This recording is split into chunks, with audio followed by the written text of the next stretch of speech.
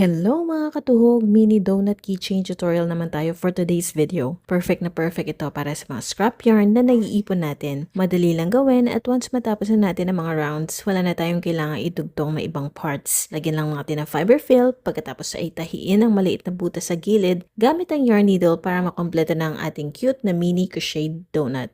Sa pag-start ng project, gagawa muna tayo ng slip knot tapos mag-chain 12. Sa project nga pala na ito ay gagamit ako ng fingering weight yarn pero dinoble ko siya. Pagkatapos ang crochet hook size naman ay 3mm. Pagkatapos ay mag-work tayo ng slip stitch dun sa first chain na ginawa natin to form a ring. After this ay mag-work naman tayo ng chain 1 tapos 1 single crochet into each stitch around. So bali magkakaroon tayo ng 12 single crochets in total.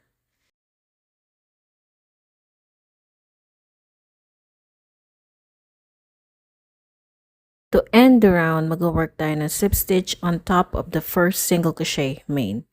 At pagkatapos sa susunod na round naman ay mag-work tayo ng chain 1, 1 single crochet into the same stitch, increase doon sa next stitch or 2 single crochet. Ulitin natin ang sequence na to hanggang sa makarating tayo sa last stitch and dapat meron tayong 18 single crochets in total after this. To end the round, mag-work tayo ng slip stitch on top of the first single crochet made. For round 3, mag-work tayo ng increase into every third stitch. So, ibig sabihin, dun sa third stitch na yun, doon tayo mag-work ng increase or 2 single crochet. Uulitin natin ang sequence na to hanggang sa makarating tayo sa last stitch at pagkatapos slip stitch dun sa first single crochet na ginawa natin. For round 4 naman, mag-work tayo ng increase into every fourth stitch. Bale, itong round na to ang last na magiging increase natin. To end the round, mag-work tayo ng slip stitch dun sa first single crochet na ginawa natin. At pagkatapos nyan, the next 2 rounds, round 5 to 6, ay mag-work lang tayo ng 1 single crochet into each stitch around. At this point, meron pa rin tayo dapat na 30 single crochets in total per round. After this round, mag-change tayo ng color. So, before slip stitching, ikakat ko muna yung yarn tapos i-insert ko yung bagong yarn. Napili ko yung purple and then itatay ko yung yarn tails twice. Sa pag-start naman ng round 6, as usual, mag-chain tayo and then 1 single crochet into the same stitch. Dito nag-experiment ako, nag-work lang ako sa back loop pero depende sa inyo, pwede nyo namang skip ito. Mag-work lang kayo ng regular single crochets on both loops. And then to end the round, slip stitch on top of the first single crochet made.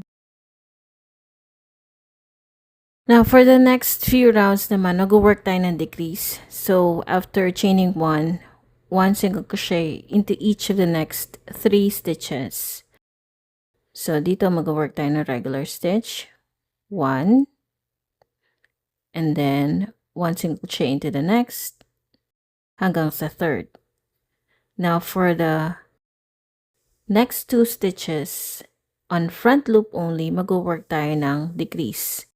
So, i-insert natin dun sa magkasunod na front loops, and then, yarn over, pull through 2, yarn over, and pull through 2. So, nakagawa tayo ng decrease. Now, uulitin natin itong sequence hanggang sa makarating tayo sa last stitch.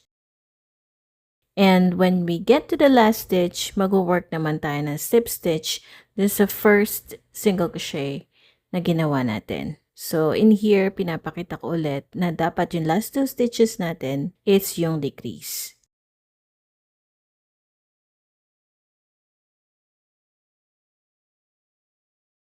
So, after this, saka tayo mag-slip stitch. Now, for round 7 naman, mag-work ulit tayo ng decrease. This time, after working 2 individual single crochets first. And then after that, dun sa next 2 stitches, dun tayo mag-work ulit ng decrease. Uulitin lang natin yung sequence na yan hanggang sa makarating tayo sa last stitch. Ang last stitch natin dapat ay decrease. Now, sa pagtatapos naman ng round na to, mag-slip stitch ulit tayo dun sa first single crochet na ginawa natin. And then, after that, mag-work tayo ng last decrease natin. So, sa last decrease natin, mag-work tayo ng chain 1, and then 1 single crochet into the same stitch. tapos decrease.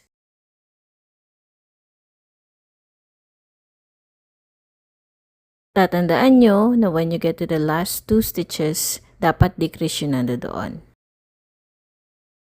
After this, tapos na ang pag-work natin ng project. Bali, maglalagay na lang tayo ng fiber fill and then mag-leave tayo ng mahaba na allowance ng yarn tail para pantatahi natin sa gilid ng donuts.